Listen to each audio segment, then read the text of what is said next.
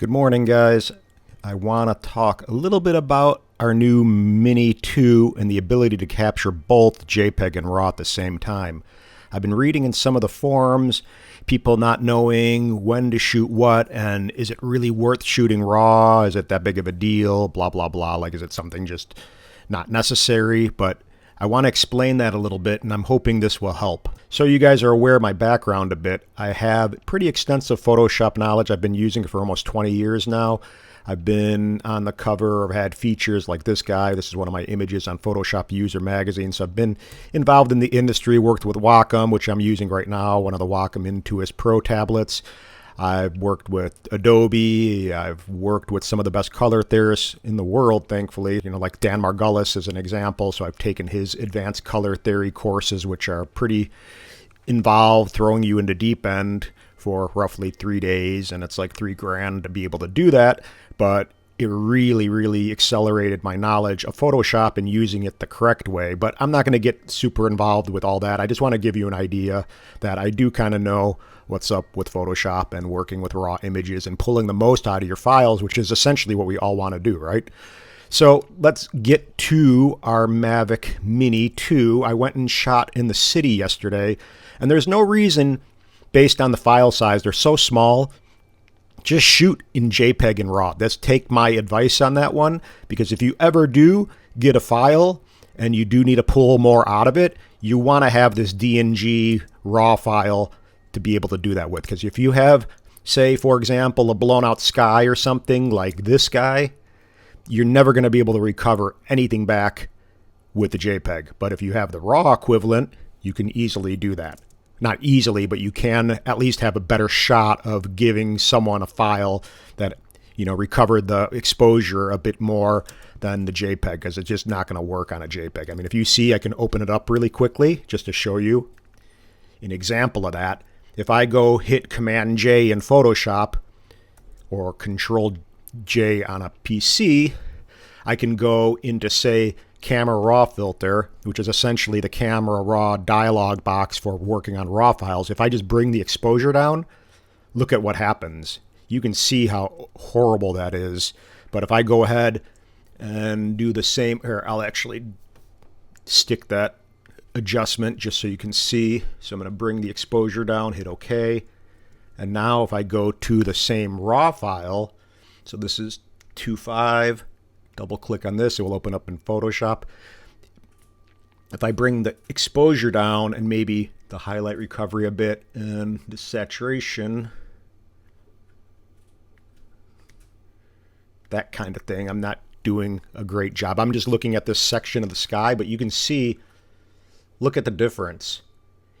It may not be perfect for this area, but it's way better than that. So that's an example really quickly of what a RAW file can do. So again, these files are so small, there's no reason not to capture in both formats.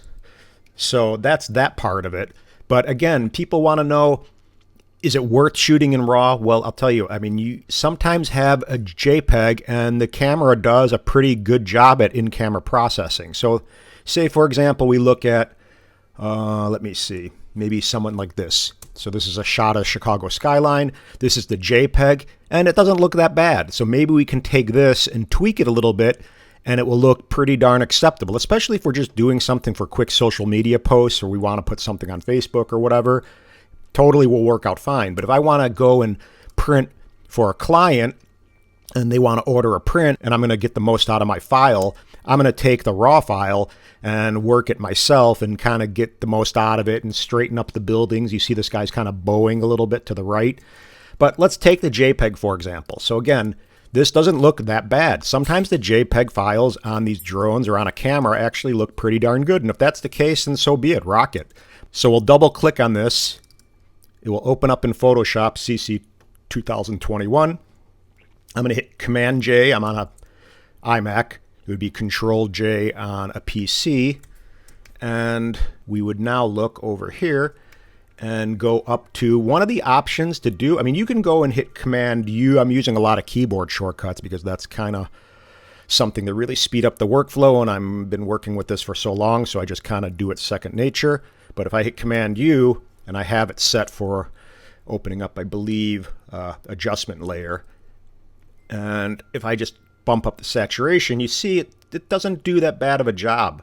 But what I'm going to do instead of that, I'm going to go to my history, go back.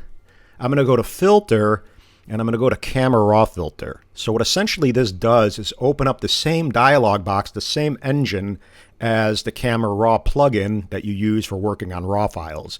So it's not going to behave the same way with the JPEG, because the JPEG isn't going to hold up like a raw file will, but it gives you the same functionality, and it actually works pretty good. And I've been doing this for a long time, even before they kind of offer this as a filter in Photoshop. There was kind of a way around it, but that's not the point of this. Just saying that it does work pretty remarkably well for working on JPEG files to a certain extent. You could only go so far.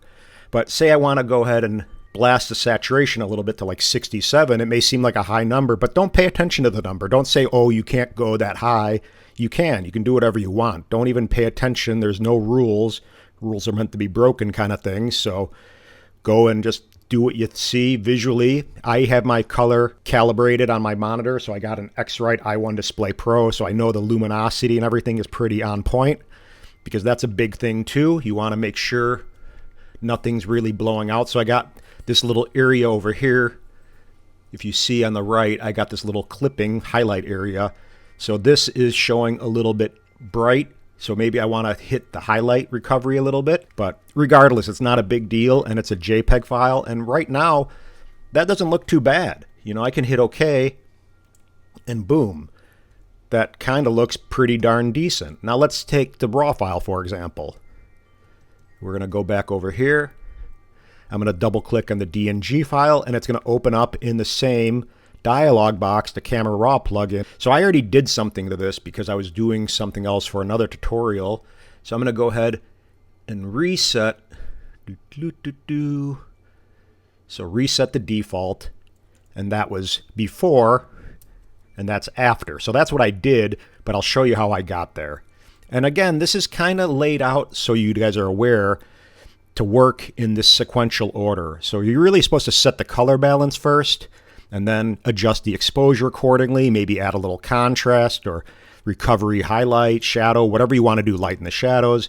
But the color looks pretty decent. So what I'm going to do, a lot of times what I'll do is I'll bump up the saturation quite a bit, and I'll see if there is a color cast. That's a good way to accentuate and see, and you'll know right away. And then you can take this eyedropper tool and maybe bring it on something neutral like this building. That's a little yellow. Let me see. I mean, it doesn't look bad, a little warmer, and it's very subtle. Let me see one more time. So something like that. You know, and then again, you could play with the dehaze filter, but that looks a little much. And just kind of play around and see what works best. I mean, again, there's a lot of ways to skin a cat, so to speak. So there's a lot of ways to go ahead and do this, but less is more usually. I mean, again, getting the exposure the correct way, recovering the highlights, making sure there's nothing really blown out. And you can do that by clicking this little black triangle up here in Photoshop. You know, you can have a little specular highlight like on this guy right here. That's not a deal breaker. But if the building's really, you know, blown out or something like that, you would want to recover that. And get used to Command Z or Control Z on a PC, which is the undo shortcut. You really want to have that as a toggle. So what I do, every move I make, I'll hit Command Z and it will kind of be a before and after. Like, do I like that move or do I like this? It's like, okay, way too much, better. So worse, better. And you just kind of keep on making each adjustment based on that. And so I have my hand on my keyboard right now. My thumb and my index finger are on the Command Z. And I basically work this way. So I have my stylus in my right hand. And then I have my keyboard shortcut with my Command Z on my left hand. So I'm constantly using the undo command to kind of see and progress in the image and kind of getting to where I want to be. But again, like this looks all right for now. So let's see the JPEG. So you see that? That's the JPEG. That's the RAW. I'm going to go ahead and see 1 second. I think it needs a little bit more exposure. And What I can do too, right off the bat, I see this building is kind of bowed. And when you're shooting any kind of architecture or buildings, you don't want them to be bending. You want to try to keep the lines straight. So say, for example, I can hit Command R on my Photoshop and bring out a guide and kind of match it to the building. You see that? It's not straight. So what I can do is hit Command T, Control T on a PC, and this brings up my free transform, and I can go over here and go into distort. So now I can bring this guide up and straighten it a little bit, and maybe bring this one back a little, and let me hit enter, and that looks better. And what I would need to do now is crop it, because wait a second, I got a different ratio. I got to use the original ratio, and I'm going to bring it over here, hold the control key down so I can get a little fine tuning with my crop tool, and just crop in a little bit.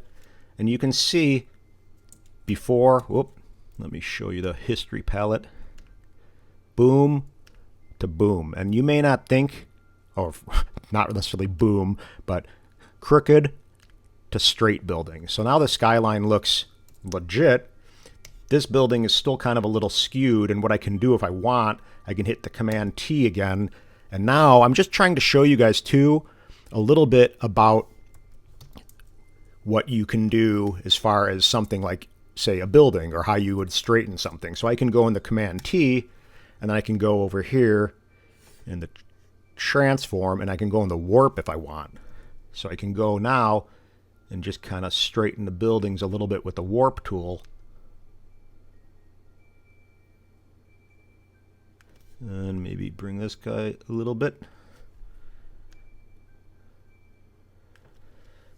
And it may be subtle, but that's what you want. You want a lot of subtleties, I should say, when you're working on files. So you don't want big, huge adjustments all the time. You want little subtle things that are like, wow, that really stands out from the rest. There's little things that I can't notice why it looks better, but for some reason it does. So again, that is the RAW file. And again, so people are aware, I guess I should have explained this in the beginning, but a JPEG does in-camera processing. So it's essentially using the camera's processing engine to think and process it in a way that it's already kind of worked on and less work for you. But again, you're letting the camera do the thinking for you and do the work for you, which sometimes is fine. As I said, if you're needing something, for the most part, a JPEG, if you're exposing the correct way, is great. So if you do need to recover the exposure, for example, and you're off on your exposure with your picture, there's no way you're going to get that recovery in a JPEG. But with a RAW, you have at least some potential to get it back. And you can usually a lot of times recover 1 to 2 f-stops, which is pretty remarkable. So again, I'm hoping this helps. That is one of the reasons why you would shoot both, because you have the ability and the flexibility to go back and forth and decide which one's going to work best for you. So to wrap this up, my suggestion would be to shoot both JPEG and RAW, because the file sizes are so small it doesn't make sense to not do it.